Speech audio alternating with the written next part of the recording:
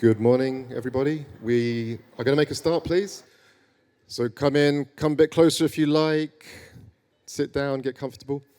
So I'm just going to do a very quick introduction. First of all, thank you very much for joining us at the Capacity Building Hub. So this is a session that UN University is putting on together, so various institutes of UN University. We're focusing on human mobility in the context of climate change. And we have researchers from UNU EHS, UNU Merit, UNU CRIS, and UNU IAS. So my name is Robert Oakes, and I work in the EMIC section, Environment, Migration, Interactions and Choices at United Nations University Institute for Environment and Human Security. And my colleague Kees van der Heest is here. He's actually the head of division. I'm not going to give the microphone because I'm just going to be very quick. And then we have Sanae Okamoto, who is a senior researcher we have the correct now, yes, at UNU Merit. And we have Nidhi Nagapatla, Senior Research Fellow at UNU CRIS. And we have Sunitha Subramanians at UNU IAS. I apologize for my pronunciation. Okay, so we're going to talk about human mobility, and what we want is to have lots of interaction, lots of chat, okay? So I think we've pitched this at a level where we think everyone can get something, but we just want to get stuff back, and we want you to be talking amongst yourselves as well. So just very briefly, so Kays and I work together at UNU EHS, and we're in the Environment and Migration, Interactions and Choices division, and we try and do a bit of everything about connecting research and policy of environmental change, climate change, and migration, and the forms of migration, which we'll talk about shortly. And we have a nice little quote here. What we're trying to do is uniting science, policy, and practice for adaptive forms of human mobility in the context of climate and environmental change. So we're based in Bonn. This is our tower on the River Rhine here. Okay, so first of all, I'd like to know who we've got in the room. So let's see what you know. So could you please stay seated if you're relatively new to human mobility? So my son would say noob. That's what the cool kids say. So then you could stand up if you have some knowledge. Okay, I have a few people with some knowledge.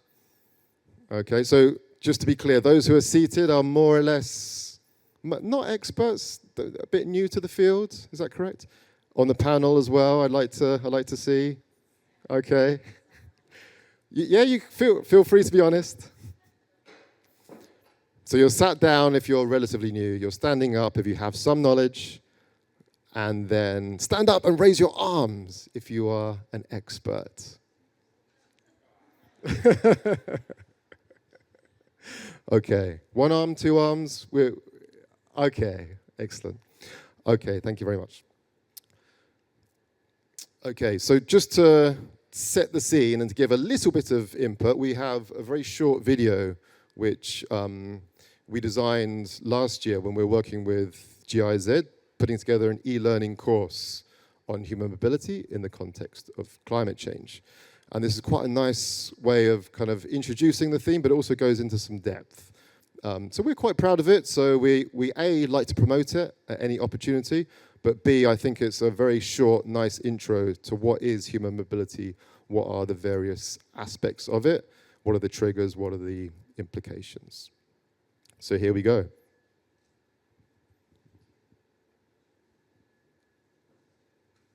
Climate change is impacting communities worldwide. This results in different forms of human mobility. Let's follow the stories of 4 communities to find out more. In northern Ghana, the Nuradong family earn their livelihood from running a small-scale farm. In drought years, they often don't harvest enough food for themselves. When this happens, they need money to buy food until the next harvest. As there are few possibilities to earn money locally, the eldest son and daughter migrate to the south of Ghana during the dry season to find employment there. With the money they earn, the family can buy food. In this case, migration is an effective coping strategy to deal with drought. Let's consider the case of Hurricane Maria hitting the Caribbean island of Dominica in 2017. It was devastating what the island's population had to go through. Joanna and her family were woken up in the middle of the night as their home was getting battered by the storm. They escaped to a shelter in the interior of the island. Later on, the full implications of the disaster became evident, with most buildings damaged or destroyed and livelihoods and essential services disrupted. This made recovery slow, and Joanna's family had to live in the shelter without access to services such as education for a long time. When climate change makes life unsustainable in the longer term, relocating an entire community is sometimes the only real option. In Fiji, sea level rise is increasingly a problem. 40 years ago, in a village along the coast, the community members built a seawall to protect themselves. This helped for some time, but a few years ago the water started to flood the homes of villagers again. Instead of building a bigger seawall, the government decided to relocate the village to higher ground. While most villagers agree that relocation is the safest option, they are also worried about the effects this has on the community. Their livelihood, culture, and identity are strongly connected to the land they grew up on. Dalbanga South is a village located along a river in Bangladesh. Due to slowly rising water levels and wave impacts from ships, the riverbank gradually erodes and sometimes larger chunks break off. For now, there are no plans to relocate the village, so people have to find a solution themselves. The families living closest to the riverbank are the most vulnerable. Many decide to move inland as they see no way to protect their houses against riverbank erosion. However, some families are not able to move because they don't have money to build a house in a safer place. They become trapped in an extremely dangerous situation. These 4 examples show the 4 most common mobility outcomes in the context of climate change: migration, displacement, planned relocation, and trapped populations.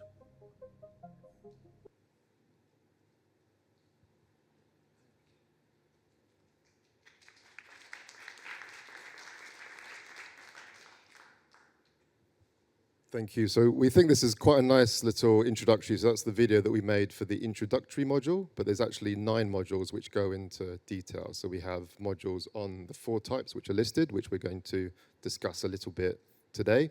But then we also look at how mobility might interact with gender. And we also have a module on policy and frameworks. And we also look at the idea of data and modeling, for example. So the idea is that people can take the whole course or take standalone modules, and it can help with programming, it can help with research, it can help with policy. So lots of universities are already using this. Okay. Feel free to stay or just move down. Now, we're going to try a little bit of interaction. So we have the code there. I guess in this day and age, people know how this works. So smartphones is probably the easier way of doing it. You could use a laptop as well. So hopefully that code works. If not, I believe 58539286. Is it working? Thumbs up, nodding heads, no sad faces, stressed people. Yeah, all good? Excellent.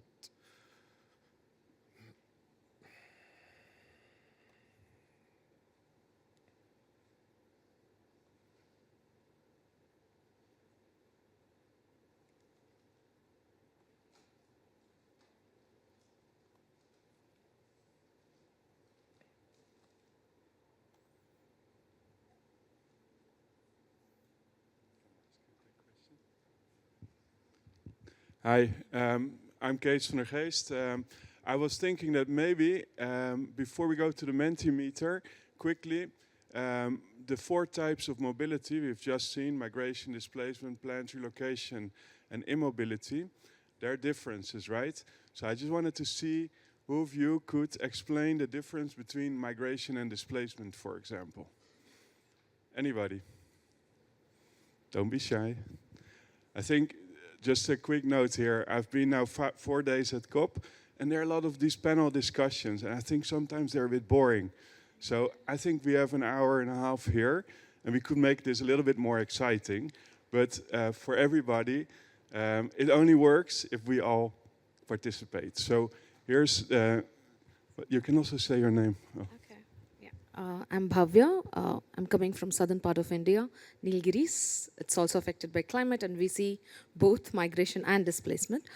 So migration is when people move because of the cause of climate on their own to find jobs or for their own new livelihoods. I see displacement more as a plan. I mean, like from the government side, you know, when they're asked to move. Not with their own intent, but they don't have a choice there. So that's how I see it, but I don't know whether that's the right definition. Would anybody like to add something or disagree maybe? Okay, just adding to, my name is Himanshu Shekhar from the UN University. So adding little what I have learned from your work as well. There is the difference between having choice or not having a choice. Migration could be voluntary to the most extent, and displacement often is not that voluntary. That's Thank you, Himanshu. I think that's a good point also. And just on the first answer, like you mentioned, like displacement being a little bit more planned. I think mostly in reality, it's rather planned relocation that's more planned. And displacement is often forced and sudden when, for example, a flood comes and people have to run without being able to plan for it. So then, can I have one more question? So we've talked about this difference now, migration and displacement, but then like planned relocation and the other forms of mobility. What would be?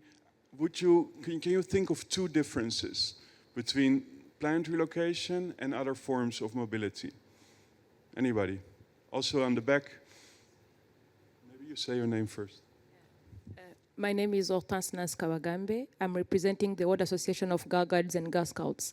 The only difference that is on planned relocation and with other mobility is because the government is the one which is relocating people from one place to another due to something flooding or drought or another thing. Yeah. Thank you. That's an excellent point. And can anybody think of a second difference? Oh, wait. There's a microphone coming from there. So this is Qiyam. I'm a student of KIS, and also I'm representing Refugees International. What I'm understanding, planned relocation is, I think, government and authorities are planning for the planned relocation, and migration is just a volunteer migration by any individuals. Thank you, Kiamut. Yeah. That's a little bit similar, I guess, to the first point. Would you want to add something different?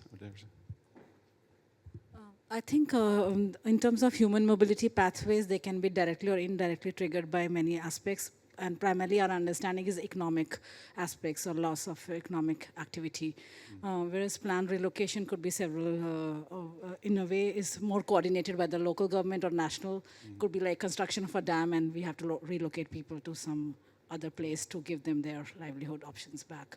So, but I would say that in general research, these differences are sometimes blurred. I would also say that. Thank you, Nidhi. I would want to add one point, is that with migration and displacement, people move more like individually or in households.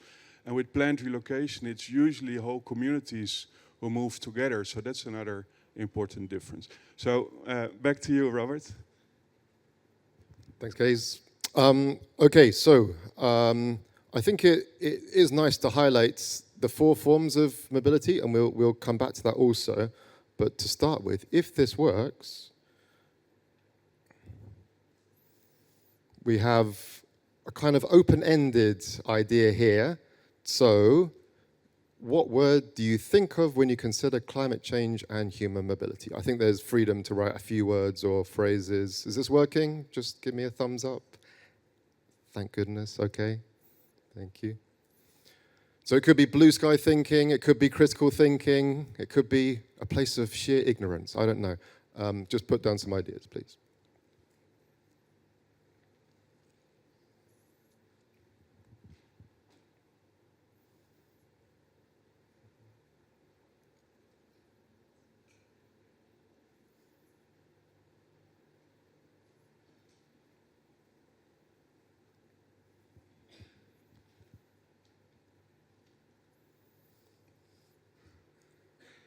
Okay, so I think we have, keep going, keep adding. A few of the words are actually kind of the forms of mobility, but then it's quite nice to get a little bit of some critical ideas as well. So I like this idea of taboo and tricky. Does anyone want to expand on that? Who wrote taboo and tricky? Oh, okay. No, it's just based on some of the previous engagement I had on the topic, and simply seeing in the policy world how this is seen as something which is very necessary, but at the same time opens a lot of Pandora boxes on how do you deal with.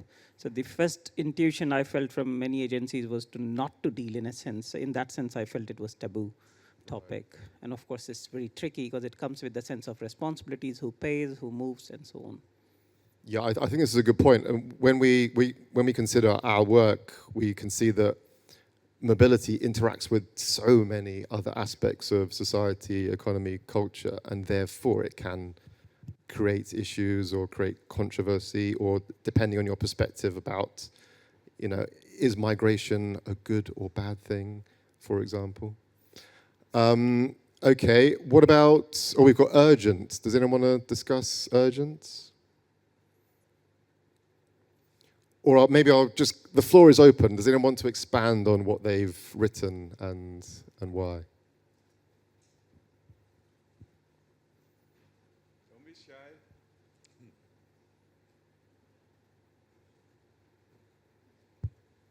There are two hands.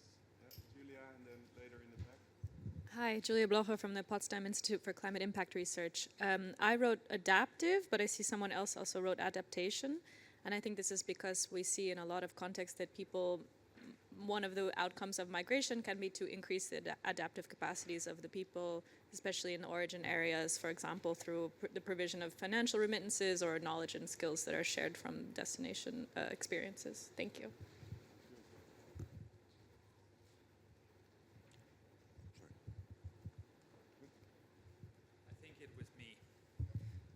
Yeah, I put a couple, but I'll just talk about people.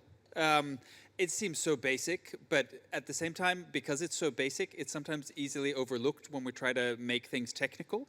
I don't know if there's much more to say about it without going into a long monologue. So it's really important, though, that we think about people at the center of these issues, which we can talk about here at COP29, but where it's really happening is at local levels in a complex and diverse set of processes that are connected to climate, but connected to a bunch of other things that relate to national processes, subnational processes, gender, society, and it's important that we hear from those people who are experiencing or at risk of being forcibly displaced, so that the harm, which is a second word that I put up there, can be minimized, because it's a process that can lead to a lot of harm. I wanted to put opportunity there as well, but I think that neoliberalizes it a bit. It's often harmful, and if we can think about reducing the harm associated with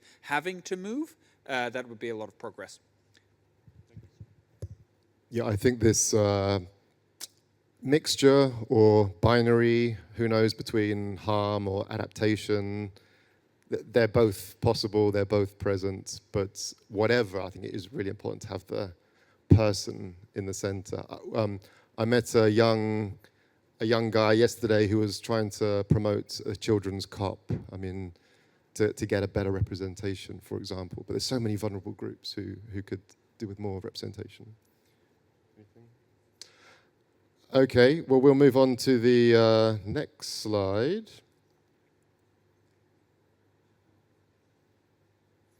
Okay, so if we think about migration, so you can interpret migration how you like.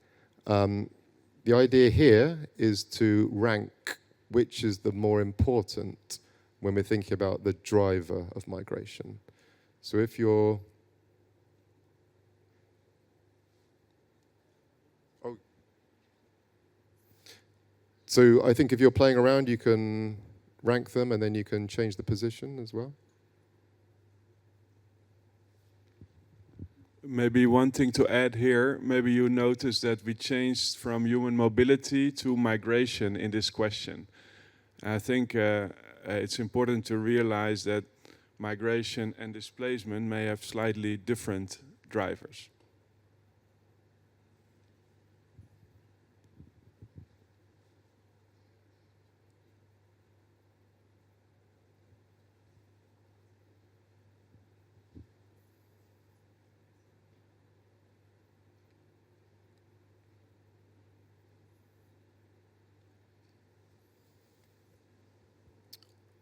Okay, so in first place we have poverty, and second place environmental change. I suppose they're intrinsically connected. Economy down in third. So when we wrote this, we're thinking, yeah, migration, you can interpret this if you want. It could be climate-related migration, or it could be general migration. But we have environmental change right at the top. Maybe that's because we're doing a session on climate mobility. Does anyone want to explain their ranking? Or particular ranking of one particular item?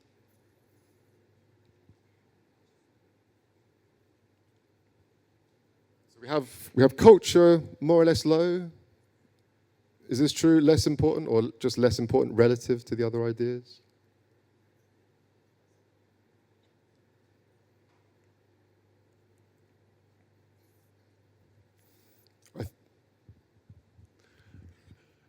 I'm slightly surprised by this result.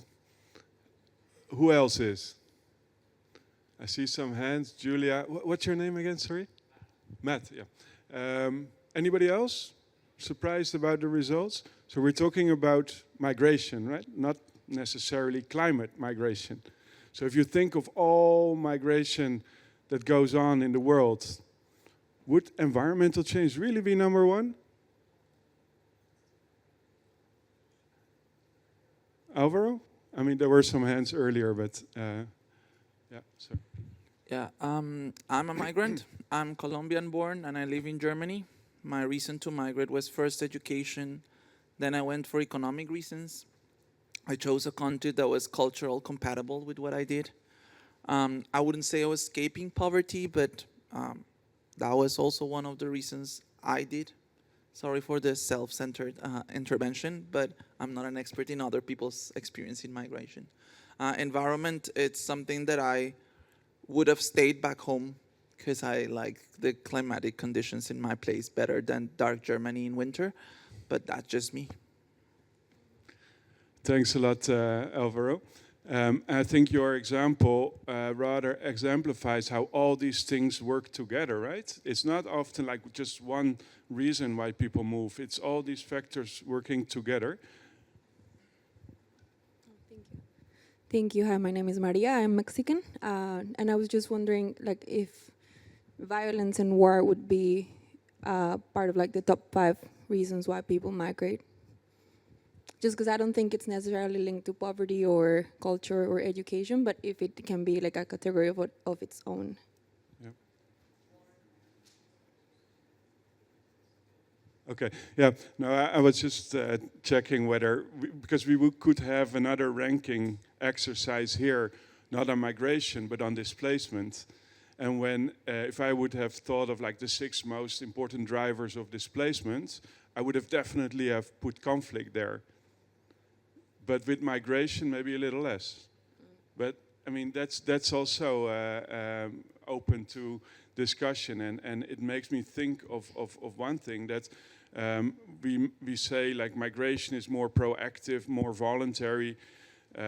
Displacement is more reactive and more forced. But in reality, it's a continuum. So often even if people are kind of would identify more as migrants, maybe the area is becoming drier and it's harder to get enough food and harvest from the farm, and people start thinking to migrate to another place.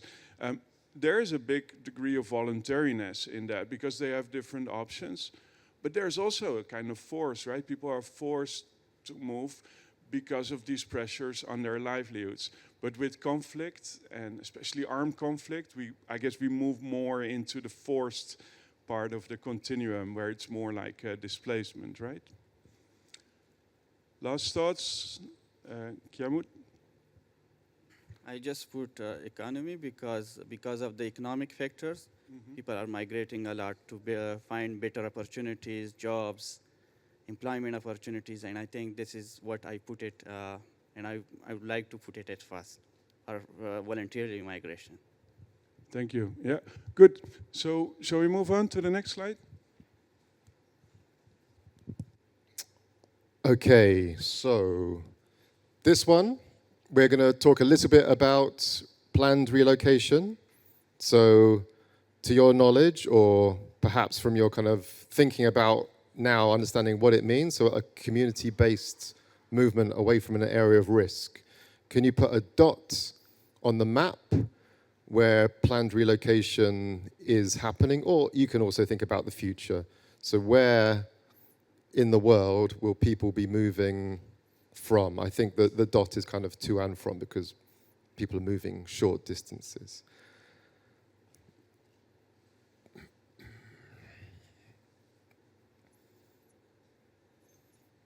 The map's filling up.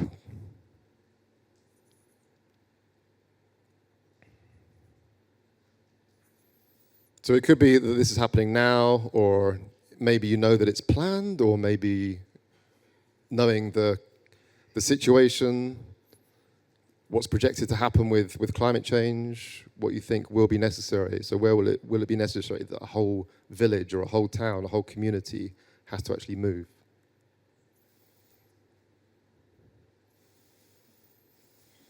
Okay, so we seem to have a bit of concentrations around the Pacific area. Does anyone want to give a little bit of info on that? Someone want to discuss that?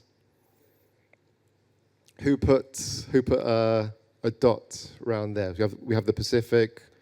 We have around Hawaii, South Pacific. Anyone want to explain something here? So I think the Pacific is perhaps the region where most of this has been happening until now. I think Fiji in particular has kind of been leading on this. They've produced planned relocation guidelines, and it's thought of as a kind of best practice. I think these things are being discussed and evolving. We also have South Asia and the Middle East. Anyone want to discuss this?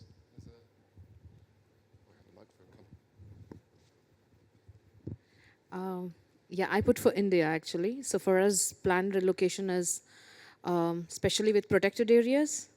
So that has been in news a while because we have Project Tiger going on, and because of that, the planned relocation of the indigenous communities has been high, and it was, I mean, like it's contested by different players who are working. I mean, like actors are in that. So that's why I put it there. Yeah. Okay, contested and therefore with. I mean, like, the government says they have to move out of the protected areas, but the people who are for the communities and see nature and people together, so they are not agreeing with it, including the people themselves. But we have, like, the planned relocation. I mean, like, we have, like, a compensation for it, where they would be going. So everything is planned, and it is by the authority of the government who handles it. Okay, and is there reasonable interaction and participation with the government, would you say? Like lobbying and advocating against it, you mean? Well, is it a decision in which the communities have some power, or is it the government is telling them this is what's going to happen? Procedurally, FPIC should be there, and they do say they do it, but on ground we don't say much of the FPIC process going on. So we work in few protected areas there in the southern part of India. And from our end, we kind of like also build evidence, like mainly what are the gendered impacts of this planned relocation, and kind of like have a dialogue with the officials and the concerned government authorities. But it's not that easy as we think, yeah. Okay, so it looks good on paper, but yeah, okay. Anyone else want to, so we have in the Americas quite a few dots. Anyone else want to explain why they put this dot? So we have something, where's this? I want to say Bolivia. Yeah, I know which one Colombia is. But do you want to add something on Colombia? Hello, everybody. Nothing in particular, but as you know, Colombia has had an internal conflict for many decades, and we have suffered many displacement for our internal communities, but also now we are receiving a lot of people from Venezuela in the latest decade. But now we are also a route for global migration to the north of the Americas. So that's about it. Thank you. Thank you. Okay, any other inputs here? You want? Yeah, I was just thinking with your examples, I think often that's not maybe particularly about planned relocation, but more migration and displacement. So I think it's really important to distinguish these different types of mobility. And each type of mobility is happening elsewhere in more kind of intensity. So I would say migration related to climate change is probably happening everywhere in the world. But then with displacement, for example, you're thinking more about specific regions where that really happens a lot. Like I'm thinking of the Horn of Africa, for example. Bangladesh is often mentioned as a place where a lot of people are more kind of forced to move when, for example, riverbank, we saw that in the animation, the video, where riverbank erosion causes people to simply lose their land. So there is an example of having relatively little choice, right? So that's displacement. And with planned relocation, it's, yeah, like Rob said, the Pacific, especially Fiji, but other islands are among the first countries who really have started to design policy to guide planned relocation well.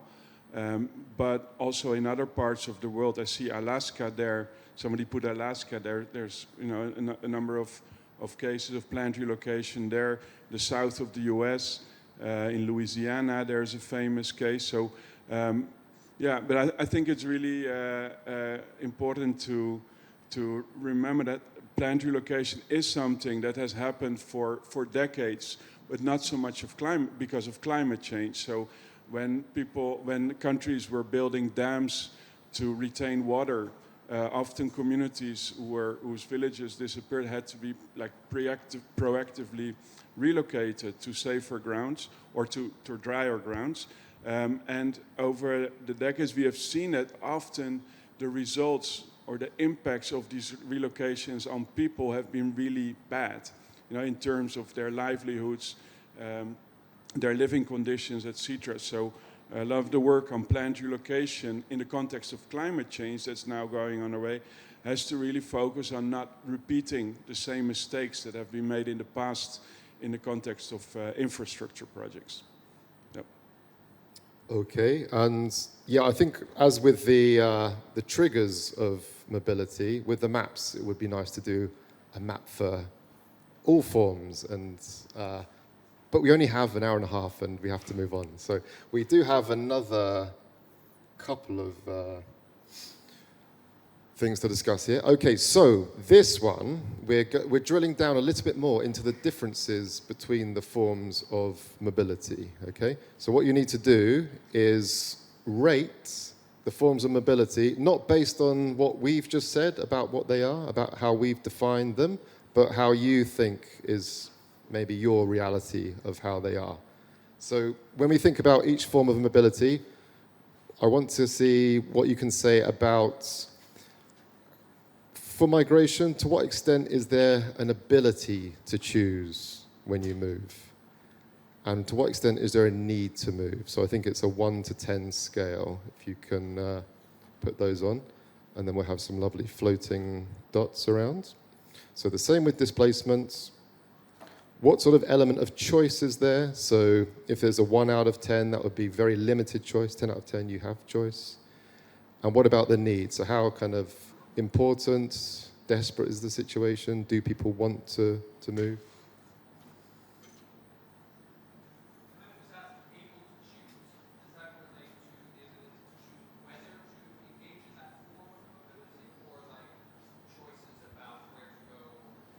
I think you can interpret it as you see fit. Yeah, I think choice and agency is complex, so I was just going to put choice, but then I thought that would be more confusing. So,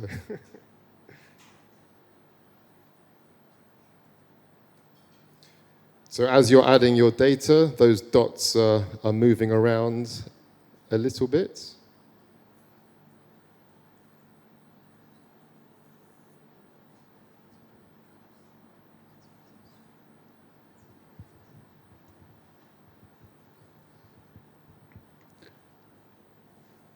So we already have 8 replies. Is this difficult, by the way?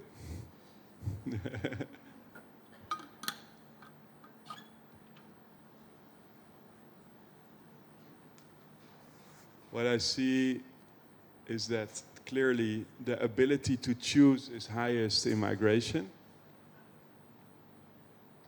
and lowest for the moment on immobility or trapped populations. And then also kind of the force to move is highest with displacement and trapped population, and then planned relocation a little bit in the middle. I think you've done a wonderful job, actually, because I would have put it like that. And I think it's important also that the dots are not at the very, very extremes. Like, I wouldn't easily give a 10 either in terms of force or voluntariness.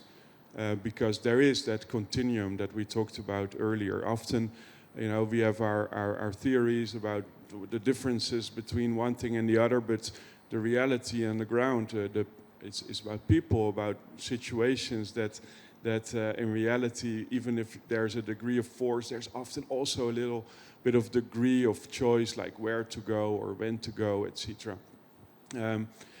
Does anybody, if you look at the screen, and the diagram, do you see anything that maybe surprises you or you would, I don't know, see differently?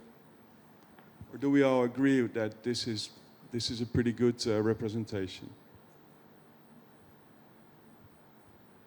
Don't be shy. You can also just reflect on what we see. Matthew? I think the planned relocation one probably has a lot of the spectrum there, because if we have poorly managed planned relocation, the ability to choose doesn't exist, so you get moved to some place and often it fails.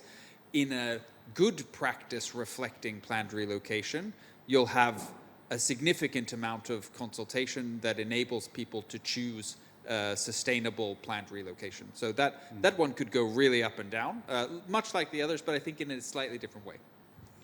Thanks, and that reminds me to say something else, that I think what's interesting in the case of planned relocation is that the degree of force does not necessarily only come from the climate drivers, but also from governments. So sometimes governments just say, like, this is like the red zone, you're not allowed to live or you have to move. So then the force comes from the government and not necessarily from the climate. And if we trust our governments, and that they want, like, say, to protect their people against climate change, so you would say, like, well, if governments say that you really have to move, then probably it's true. But there are also cases and evidence from around the world where, for example, planned relocation often happens in coastal areas. And coastal areas are risky, but they're also full of opportunities. So maybe a government thinks like, hey, this place, there are all these people living there, but we maybe want to build some hotels there for tourism, to boost our national income. So there are cases like that. So we have to really also look at planned relocation critically here. Over to you again. Thank you. Yeah, so I think that's quite a nice little activity. I think it's worked quite well. I was thinking maybe from this point from Matthew that maybe a heat map is the best way to do it. So maybe next time, just to sort of see the concentration, and that would, I guess, show the spectrum, because there's spectrum in everything, isn't there, honestly? I think, yeah, even in displacement, there's a degree of choice sometimes. A degree sometimes. Not generally it's forced, but, you know, as we were mentioning at the start, between voluntariness as a spectrum from migration to displacement, planned relocation can happen in all sorts of ways. Okay, just one more of these before we will pass over to the rest of the team. So this is just giving your opinion, sort of coming back to this idea that got raised in the word cloud at the start, for example. Is it about harm? Is it about adaptation? So we've got mobility can be a form of adaptation to climate change. And then we've got mobility leads to loss and damage. COP is a useful process to deal with challenges of, that says, human mobility, I think.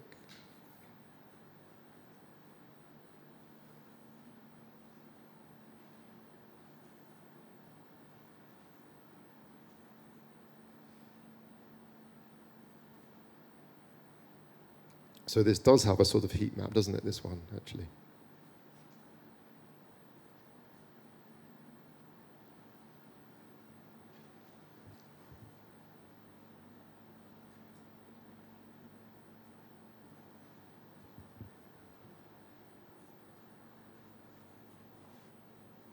So 10 people have done it. Maybe we need a few more. Give another few seconds to think. Doesn't have to be perfect. Okay, but it seems like the general trend is there. So quite interesting. Mobility can be a form of adaptation to climate change. So I guess it depends on how the statement is written, because it could be that can is doing a lot of work there. I don't know. Does anyone want to explain what they mean here? So I think we could say that the idea is that if you move due to climate change, if it is a form of migration, which is more voluntary, then you're able to basically find a better life, whatever that may mean. So it could be a more secure livelihood. It could be you can go somewhere and find a form of remittances, be it financial or other, for example. Anyone want to tell us a little bit about this? Or does anyone feel very strongly that this is true, or perhaps the opposite?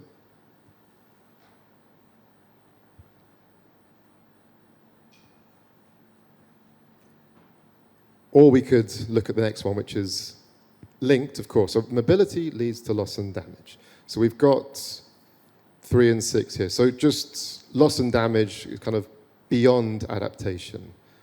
So mobility has a bit of a complicated relationship to loss and damage, but the idea here is that because you're moving, you will be under more stress, for example, in various ways. So the next mini session, as part of this, discusses some of this. But moving in itself could even be seen as a loss and damage. If you're moving away from your home, and if there's little or no choice in this, then this could be seen as loss and damage. Any inputs for this one? Yeah?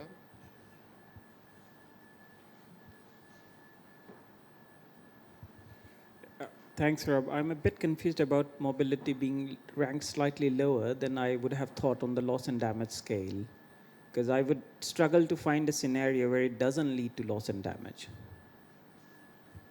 So I feel it almost always leads to loss and damage. So and the ranking from the room is slightly different. So I'm trying to figure out why people would see that mobility may lead us to scenarios where there is very limited or no loss and damage. Because in my understanding, it would be the other way around. Okay, well, does anyone want to come back on that? Or you wanted to? No, I was just thinking that why do you think it's always loss and damage?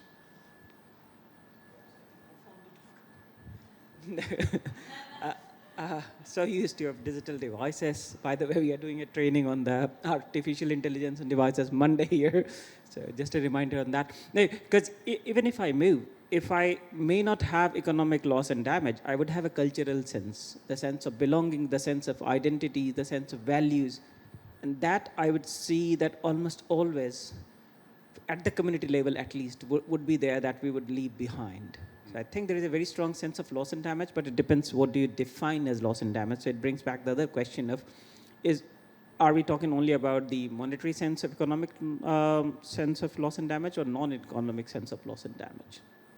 Thank you. Yeah, I think that's a really important point, and it makes me think that even if migration or mobility has positive outcomes, it can at the same time have losses, or be related to losses. So I remember we last year did a policy brief on planned relocation and one of our 5 key messages to policymakers was that no matter how well you organize a planned relocation, there will always be loss. Even if it's positive, there will always be loss because people lose some connection to their home. And in one way or the other, that always involves loss. Nidhi? Thanks, Keith. So a couple of reflections on also the points. Mobility can be a form of adaptation to climate change. Mobility has always been a form of adaptation to environmental change. Because of the lack of acknowledgement in the climate discourse on mobility as an adaptation pathway, we are still using the word can. So I think that's something to ponder. In mobility leads to loss and damage, I think we are also kind of a little bit wired to perceive it as loss and damage leads to mobility. So I think there's also a reverse connection that we are wired to. So these are just reflections for us to ponder. And COP is a useful process to deal with challenges of climate human mobility only if there is a formal acknowledgement in the documentation that climate mobility can be a form of climate change. So first we have to get that acknowledged to be able to vote for point 3. Mm-hmm. Sorry for being cynical. No, well, yeah. No, I think it makes a lot of sense. And I mean, I think human mobility has in one way or the other been recognized in the formal COP processes from 2010 in the Cancun adaptation framework already, but what that then means when we're now moving from like enhancing understanding, improving cooperation now when it comes to action, what's on the table for action in the field of climate-related mobility. Matthew? Yeah, I just wanted to pick up on the loss and damage point in terms of it sometimes being positive. Often, I mean, you said, Robert, and I mean, there's a whole discussion about migration as adaptation, and you can see the positive dimensions there in a voluntary context.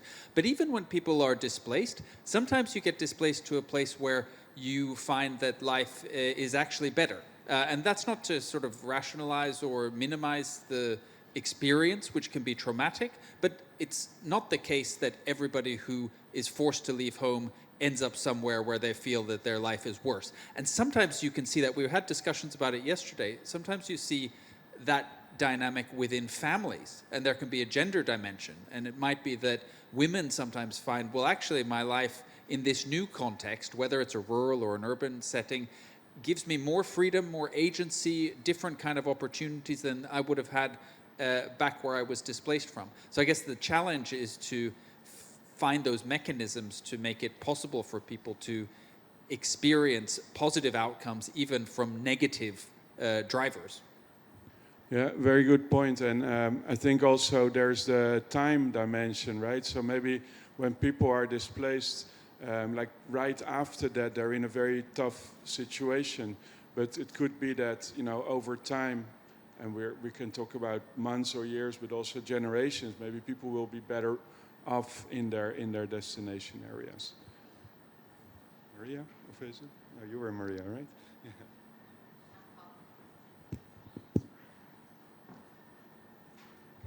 So adding on to that second point, I mean, like continuing from what Matthew was saying, with mobility, also like it's also like question of intersectionality.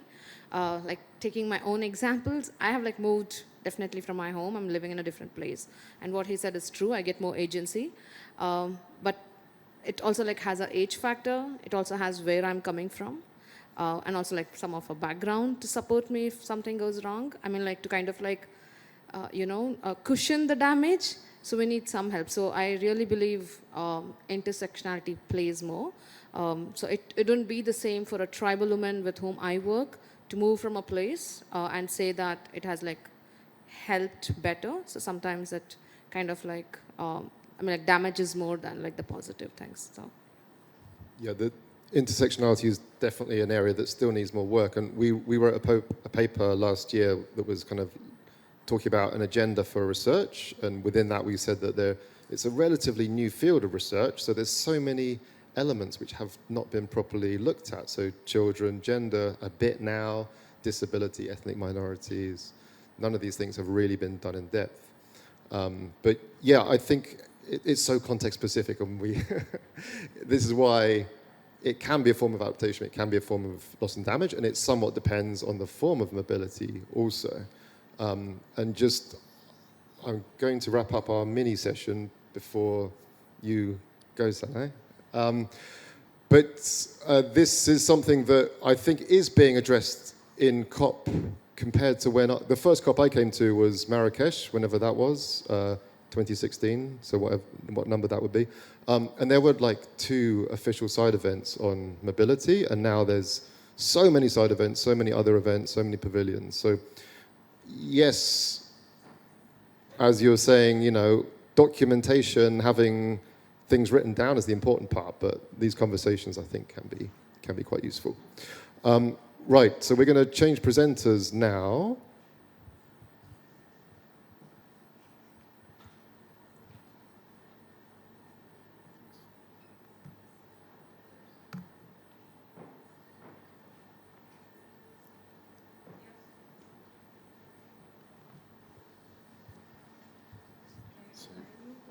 Yeah. That's what you need, I think. Sorry.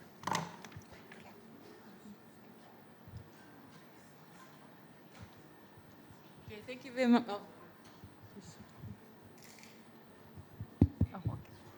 This one. Thank you very much, Rob and Case, for very informative introduction of the human mobility. I learned a lot. It's really nice, and also I would like to have a look on the e-learning course. So my name is Sanay Okamoto, and I'm from United Nations University campus located in Maastricht, Netherlands. I'm a psychologist and senior researcher, and I have been working on the topic of how climate change impacts on our mental health. And here on the stage, I have excellent panelists with me. So 2 of my colleagues' name is also here from same United Nations University other campuses, one in Belgium, one in Tokyo. And so today I would like to introduce some element how climate-induced mobility can impact our mental health. And first we start to try to understand the challenges. And we have 2 young voices here to share their their experience and insights from all the challenges in the human mobility and mental health.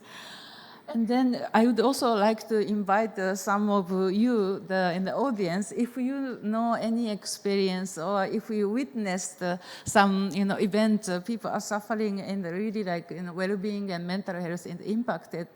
So please, after I give you the signal to ask you to come over to the stage to share your experience, and after that I will give the floor to my 2 colleagues from United Nations University. They are experts in many different different topics. So my colleague Nidhi Nagabatla will share some AI-related very interesting interventions. And then the Suneta from UNUIS will share her approach from social ecological resilience.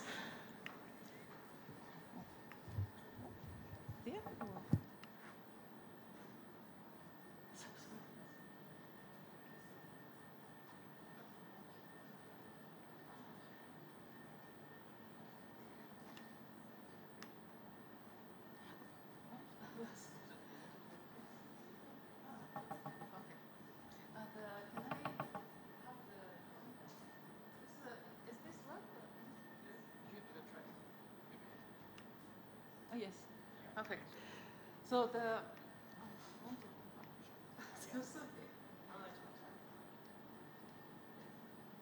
excuse me. So this figure shows how climate change impacts our health. You can see like so many different elements and different types of climate hazard impacting our health, and then all different vulnerability factors is intensifying the climate risks on the directly to the health.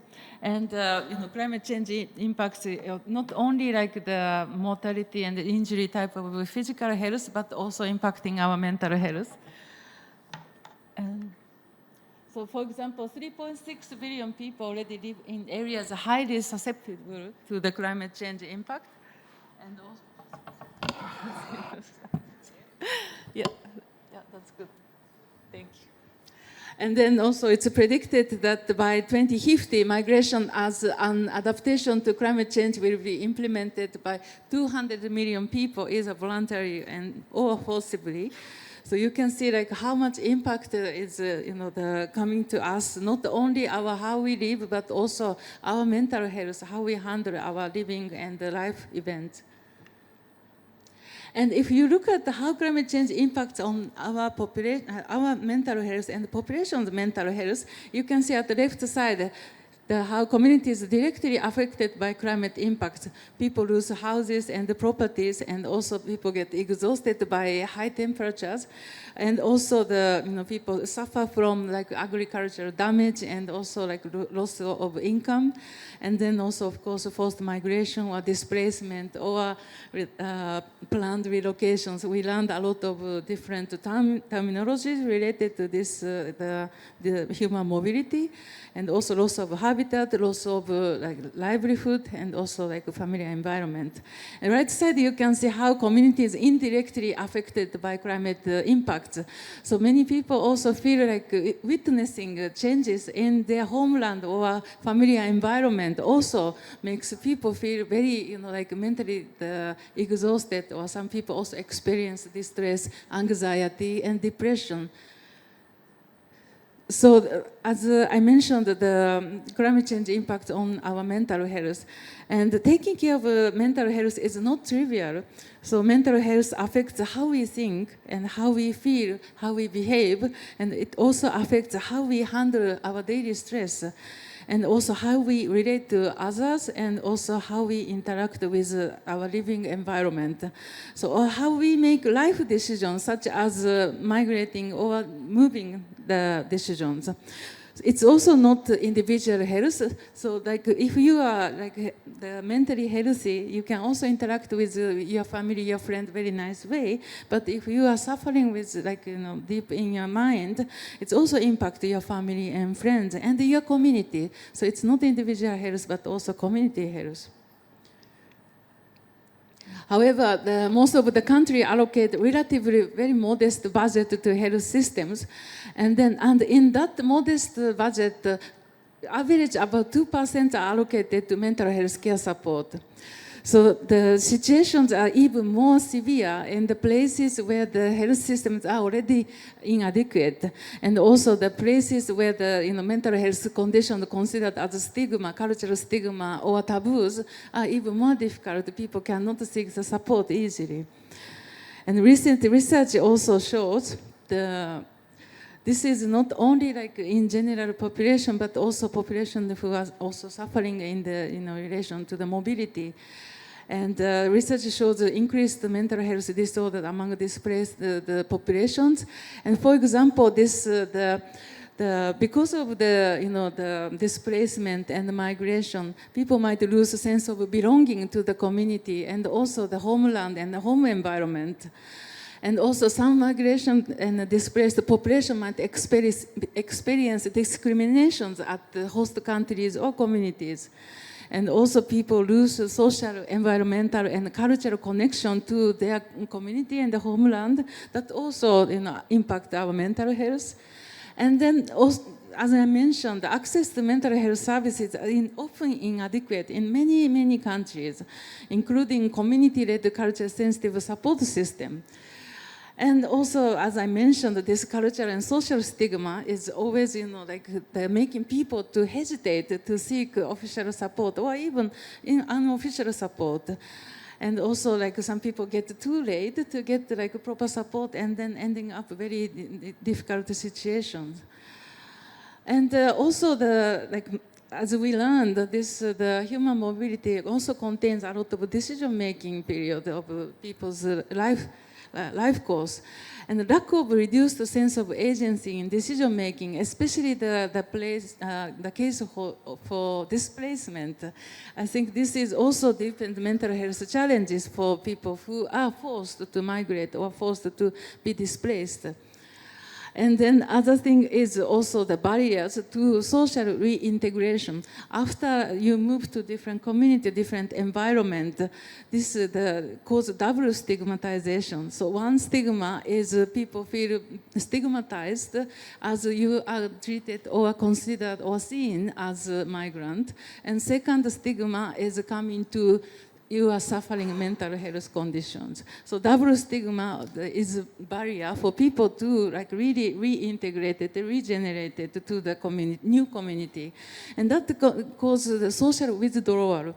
Social withdrawal is considered as people isolate themselves and then start to stop to communicate with others, and also goes into the bubble and then cannot really seek the support and also get completely isolated. And related to all this, you can see how much this is impacting our mental health. And if you consider about the children and adolescents, so they are particularly vulnerable because they are in the middle of the cognitive and psychological development to develop their own agency for their future. So these are the several elements we need to consider when we are talking about human mobility. And as I mentioned, we are very fortunate to have 4 excellent panelists today. And I would like to start with Mr. Irfan Ullah, Sustainability Week Pakistan. And after that, Ms. Shah Israt Azmi from Children Watch Foundation, Bangladesh. And after that, I would like to ask the floor, the people, if you know any experience or witnessed some incident about mental health impact of human mobility, please raise a hand and come over to the stage and share your experience. The floor is yours, Irfan.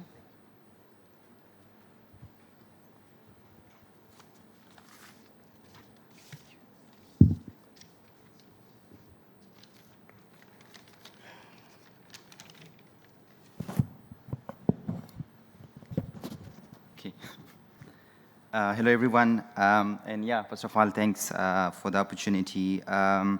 So as we know, climate-induced migration is becoming a defining challenge of our time, particularly in the region of Global South, and especially the country which I belong from, Pakistan. Where environmental stressors are displacing community, and especially community in the rural areas. Migration, especially among youth, creates a ripple effect on mental health, education, and economic opportunities. The intersection of these issues demand a holistic approach to address not just physical relocation, but also the psychological and social well-being of the affected individual.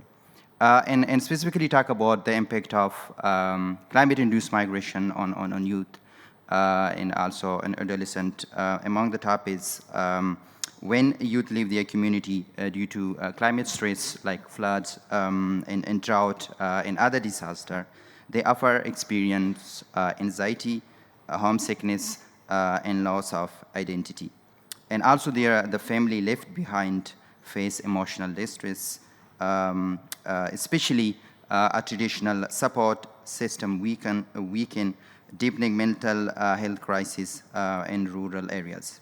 And also talk about the other impact like education and job opportunities. So climate-induced migration disrupt education, leaving child and adolescent vulnerable to learning gaps and lack of peer connection, which I think really important for children and in youth. So for adults, jobs scarcity in new location leads to frustration, diminished self-worth, and heightened stress. Talking about gender disparity, so women and girls disproportionately affected and bear the mental health burden of migration, often facing limited access to education, increased caregiving responsibility, and extended or greater exposure to exploitation. But on the other hand, climate-induced migration or migration also offer opportunities to rebuild and adapt and foster resilience and innovation in new environment. To sum up, so climate-induced migration must be reframed as not only an environmental or economic issue, but also a public health and mental health challenge. Investing in mental health support, inclusive education, and gender-sensitive policies can turn migration from a story of loss to a story of opportunity. So we call upon policymakers and decision makers to collaborate in ensuring that the mental health of the migrant, especially the youth, remain a central pillar of climate adaptation here at COP and also beyond COP. Thank you so much.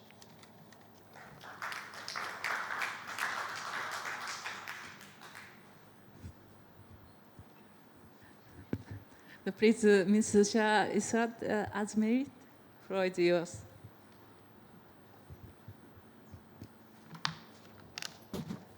Hello, everyone, and thanks for to give me honor. Okay. Well, we all know that Bangladesh is one of the most vulnerable and densely populated country in the world. And every day, about 2,000 of people migrated rural to urban area, especially in Dhaka city, and live in the informal settlement. That's why climate change is a major global public health challenge and impacts on human mental health and their well-being as well. Especially children and young migrants face many challenges in their day-to-day life. They have no rights and facilities for their education and other activities. According to UNICEF 2021, the country's school dropout rate was over 17% due to climate change like floods, riverbank erosions, and many more. There is no hope, no rights, no security, and no future for the slum children. And it's a great challenge for the development of our country. That is why we must have some initiatives like providing education, healthcare, and other social services like which we have taken in our country. And these are the ways to eradicate these crises, and we can build a more resilient future for all. Thank you. So much.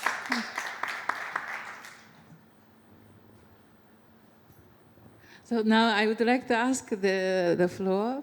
If anyone would like to share your experience or any incident you witnessed about how this, the human mobility impact people's mental health, please come here and please come to the stage. Yes, yes, please.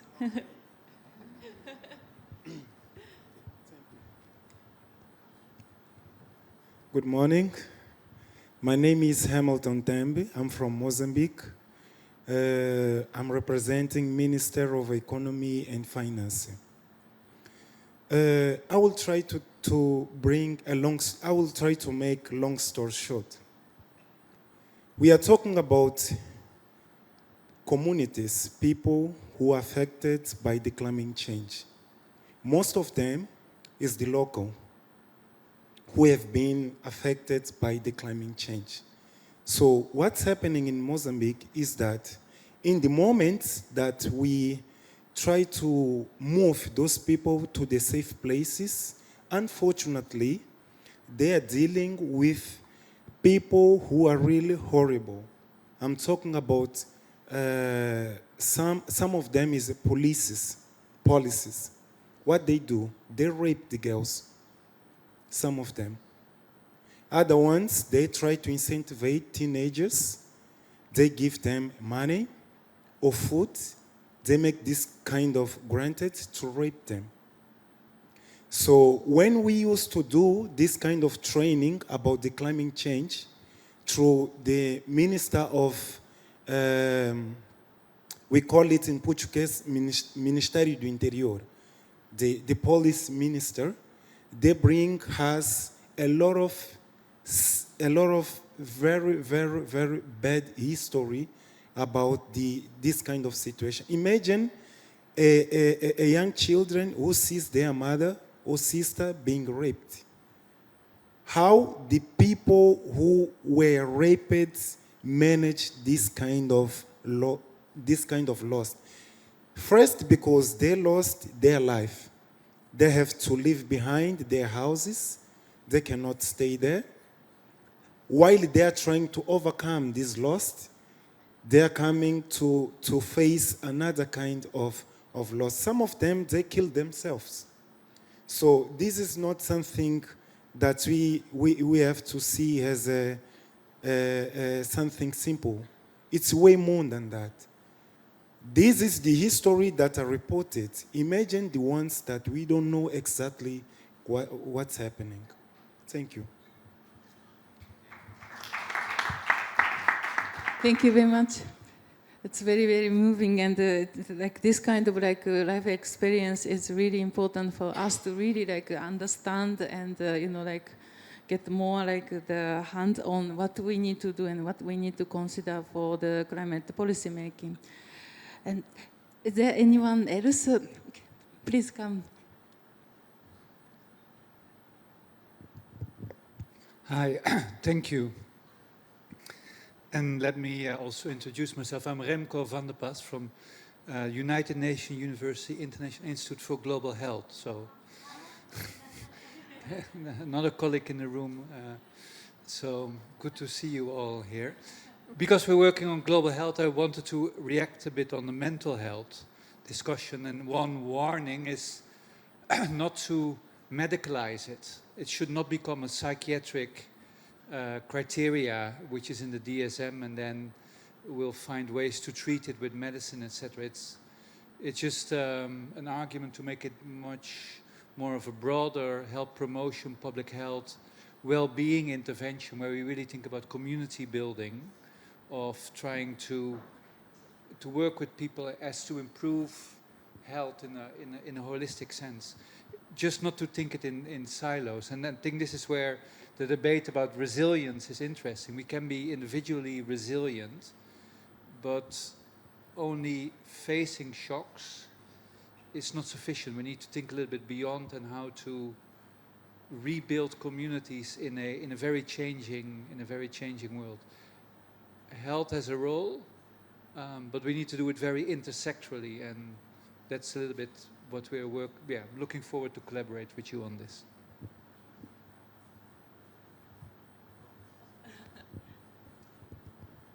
Thank you very much. It's a really great point. This, intersectoral, and also this, we need to break the silo. Like we have been hearing this, we need to break the silo in this, COP29, all kind of discussion. But we really need to, collaborate and then, share the insight, and then need to build, stronger the policy together. And it's anyone else? Okay, please come over here.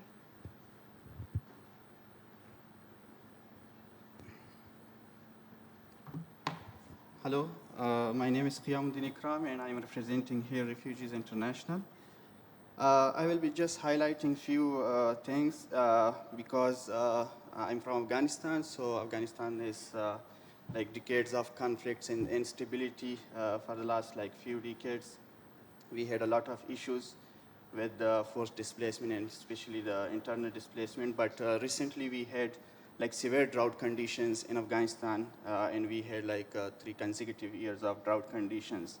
So these drought conditions, they forced some kind of I think most internal displaced people, and most of these people just displaced to nearby cities. But what I'm highlighting here is just the linkage with the mental health, because we have seen some of the cases in one of the provinces in Afghanistan that the drought-induced poverty, because of these displacement,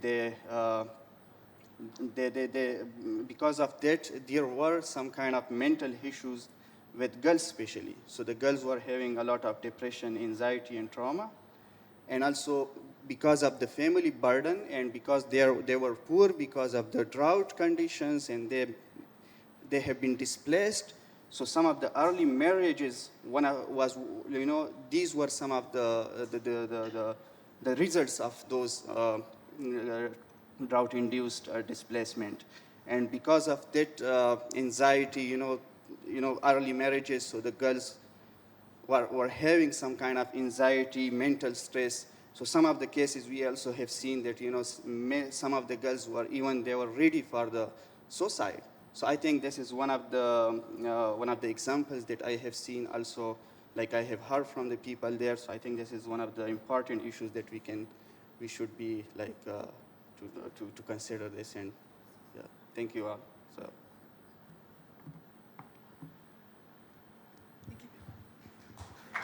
Thank you very much for sharing your experience. I think also very important to consider about this, the internally, within the country displaced, situation, and every situation is different, and we need to understand what is going on in the back, on the ground, and this need to be really like translated to the, building the next, the strategies and the interventions.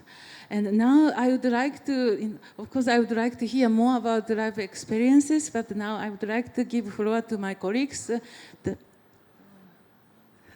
Sorry. So the Ms. Nidhi Nagabatra from UNU Chris, the floor is yours. And I think we understand that the climate discourse is full of doom and gloom often. So let's also look at some potential avenues that technology is presenting us, just to change, transition from fear to hope. So starting with that, I like to use how I think artificial intelligence is a buzzword, but we can also channel it to understand things more visually, to help in learning and teaching, to help in understanding of complex scenarios. And one of my sub-projects is using AI-based storytelling trigger, and I'm trying to use climate migration discourse as my case study based on the assessment framework that my team did with UNU Canada. So this is the climate migration discourse entered through the water security gateway, as we recognize and acknowledge that 70 to 80% of climate impacts are manifested through water.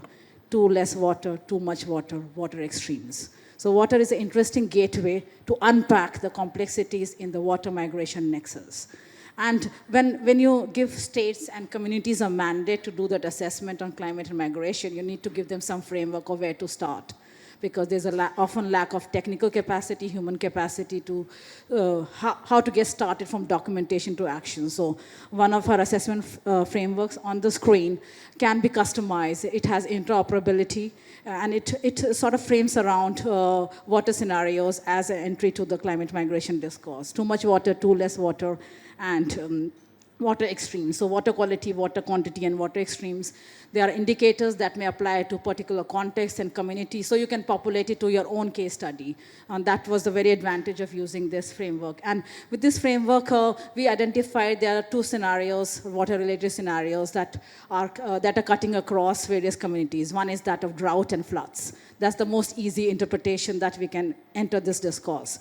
So, while kind of making a storyline, these are AI images generated for drought and also for flooding. And you can also kind of the visual impact of these And these images are that any visual interpretation, we read it twice, one with our eyes, one with our mind, rather than just a text. So I think from a cognitive science, these diagrams, these images, and AI can help give us scenarios, very gloomy scenarios, but also hopeful scenarios. So hopeful scenarios will also help us generate those scenarios where existing modalities like the Global Compact, justice, equality, just migration, and how these scenarios can look like. So this is one of like an optimistic scenario where Global Compact can systematically integrate climate-related mobility pathways, which is just in a few of the articles that it has outlined in 50-page documents and several of his articles. So I think in the next phase, where regional consultations on GCM are ongoing, we can make a pitch which is more appealing through some of these visualizations. One of this is this. One of the other visualization, again, is talking about climate change health nexus for both mainstream and migrant communities to have common spaces. When there is migration pathways, whether it's internal displacement or refugees or international migrant, they share the same spaces with host population. So the common spaces can also be triggered to particular needs, the cultural needs of certain population groups. And some of these scenarios can help us define those spaces to particular cultural contexts that may apply to host community, but also to the migrant communities that the host country is hosting. So these are, again, some food for thought. I'll close my intervention with the climate change migration nexus. And within that nexus, the nexus thinking will help us in understanding the direct and the indirect consequences, but also the triggers. In this SDG, I would say that we are already in the mood to start discussions for post-SDG scenario setting. And if we can have a dedicated goal on migration, whether it's climate-related migration or other factors of migration, to address migration and to have pathways for just migration, we can always see that there will be a better scenario to integrate migration in different aspects of global governance, whether it's climate governance, human development, and so on and so forth. So this is more or less futuristic to see that post-SDG scenario is also inclusive of the climate migration nexus, but migration in general. For now, we just have goal 10.3 that talks about the word migration in some context, but rest of the SDG goals, targets, and the indicators are not very reflective of migration-related complexities and challenges faced through different direct and indirect drivers of climate migration and displacement. So I think that's all from my side. The idea is to use the elephant in the room to channelize positive outcomes in generating scenarios that will help us pitch for a better post-SDG agenda. Thank you. Thank you very much, Dr. Nidhi Nagabatra. Now I would like to give the floor to my colleague, Dr. Sneta Subramanian. Thank you.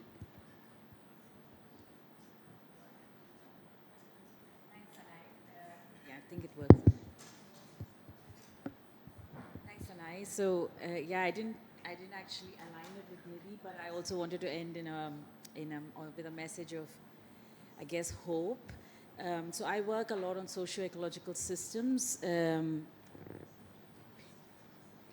it's looking at people and nature not as separate, that it's a functioning unit, societies and the environment in which we live. We interact, and it's a functional unit. And what we have to be more cognizant of is that we need to set up measures. So we are all aware here, it's speaking to the converted, we are all aware here that we will be struck by different kinds of shocks. It could be economic, it could be environmental, it could be political, whatever shocks.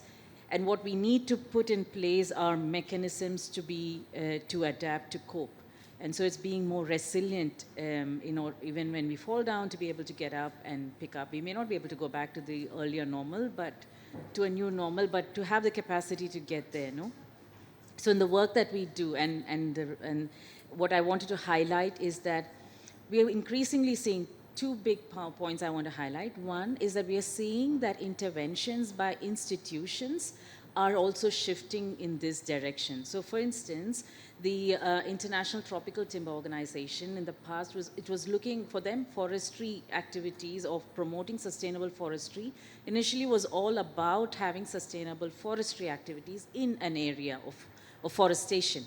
But now they are speaking about forest landscape restoration. So it's not just forest restoration, but it's forest landscape restoration, which means bringing in the priorities, the values of communities who are around the forest area, because it's important that they are engaged and own the whole activity that is being promoted. And it also means being cognizant of the activities that these communities want to engage in, of the kinds of lives and livelihoods that they want to pursue.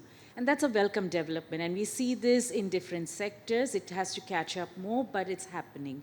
And that's an interesting development. It also helps the communities to work, all these principles we speak about, co-design, participatory, inclusive, it is actualized, it's operationalized when we have a more holistic view of actually implementing these such interventions. The second point I wanted to raise was looking at so ecological connectivity, and that's a very technical term in the biophysical sense. Resources move, they migrate all the time. They come, move front, back, depending on seasons and all of that. But what we often forget is that people also move often with the resources, right? So we have communities like, the more obvious ones are pastoralist, nomadic communities who do these seasonal migrations. But also, when people move, are displaced, or when they migrate, one of the things, the first thing that when they move, they prefer to take things along with them, these resources along with them. It kind of soothes the trauma. So it reduces it's not a mitigation, but it's like, it helps them to cope with a new situation. You carry whatever you value from the resource. So if you're moving to an urban setting, probably you will carry your food with you. You would probably carry your medicinal plants with you. So there are things that people carry that's linked to their identity and their sense of place. They may not be able to go back, but they try and recreate it in the spaces that they occupy. That's a way that people are coping with. So it's making them more resilient to it, but they're coping with a new situation, and that's a reason for hope. So we have this innate capacity to be resilient. And I think what is necessary is for all of us who are trying to foster more resilience, to provide the kind of inputs that will allow this kind of smoother landing into these new situations in which people find themselves. For instance, if you're looking at in India, this is reduced a bit now, but if you see when people move from rural areas to the cities, and there are these slums, we call them, right, where it's very, very chaotic. But when people live there, and it's a planner's nightmare, because they have cows, dogs, cats, it's everything around their household. But they are recreating how they live in their own landscape. And this is a source of comfort for them, that is all there. So there is, while on the one hand, the population, the urban population might consider it as shameful, there's no sense of shame for the people who are moving in there. And that's a clash of worldviews in a sense, but it's also something that needs for us to be sensitive about, to see how we can ensure that, of course, I'm not calling for squalor, but it's like to see how we can ensure that these multiple worldviews, these diverse worldviews, can be better connected when we engage in planning processes. So the whole point I'm trying to make here is that people are resilient by default. There is that thing in us. We are biological beings. We will adapt. And when we adapt, and how we adapt, diaspora, people have gone, as labor to different countries, but they still have maintained that sense of identity they have from the original country they came from, because they still practice certain, cultural motives that they're part of. So how do we ensure that this can be strengthened and fostered is something that we can keep in mind as we move forward. Thank you very much, Sunita. And I think because the time is it's up. So I need to close this second segment of this session, and but I would like to, quickly wrap up. So that I really appreciate, the many of you shared with us your life experience and voice from youth and children, and also women, and it was really powerful and insightful voices. And also, we learned about importance of a cross-sectoral approach to reach out to this climate mobility and mental health nexus. And we also learned AI usage for positive narratives and socio-ecological approaches, such as the ecological connectivity, and some people move with resources. These are really insightful. And I think these voices all put together, and we really need to, move this learning activity, learning process more ahead. And then we, tackle together with these issues and move forward. Thank you very much for everyone, and thank you very much for people who shared with your experience. And I would like to close this session. Thank you very much.